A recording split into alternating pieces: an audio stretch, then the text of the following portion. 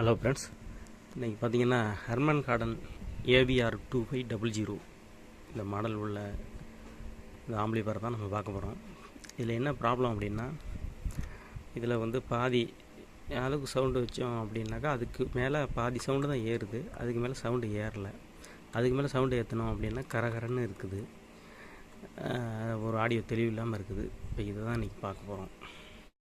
இதை செக் பண்ணி பார்த்ததில் இதில் ஒரு ஐசி தெரியுது பாருங்கள், இந்த ஐசி தான் ப்ராப்ளம். இதை நான் கன்ஃபார்ம் பண்ணிட்டேன். இதை ரீப்ளேஸ் பண்ணிக்கிட்டு நான் உங்களுக்கு வேறு என்ன ப்ராப்ளம் இருக்குது அப்படிங்கிறத சொல்கிறேன். இது பார்த்திங்கன்னா இந்த ஆம்பிளிஃபையர் 5 சேனலுக்கு உள்ளது.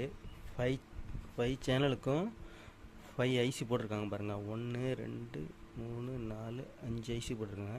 இது எல்லாமே பார்த்திங்கன்னா அங்கேருந்து வர இன்புட் சிக்னல் அங்கேருந்து கொடுத்தோம் அப்படின்னாக்கா இதை வந்து ஆம்பிளிஃபையர் பண்ணி ஆம்பிளிஃபையர் சர்க்யூட்டுக்கு உள்ளே அனுப்பும். அதான் இதனுடைய வேலை.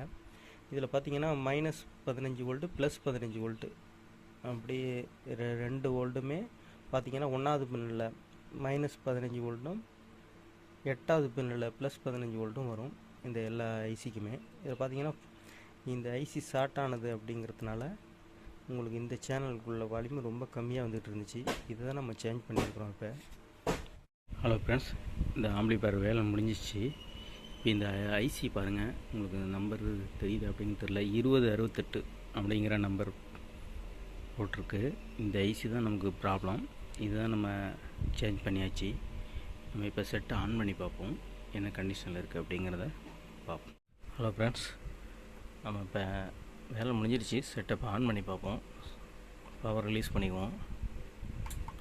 ரிலீஸ் பண்ணோன்னு இங்கே டிஸ்பிளே வந்துருச்சு.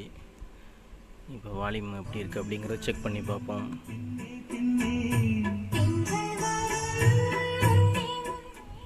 வால்யூம் இப்போ ஃபுல்லாகவே இருக்குது.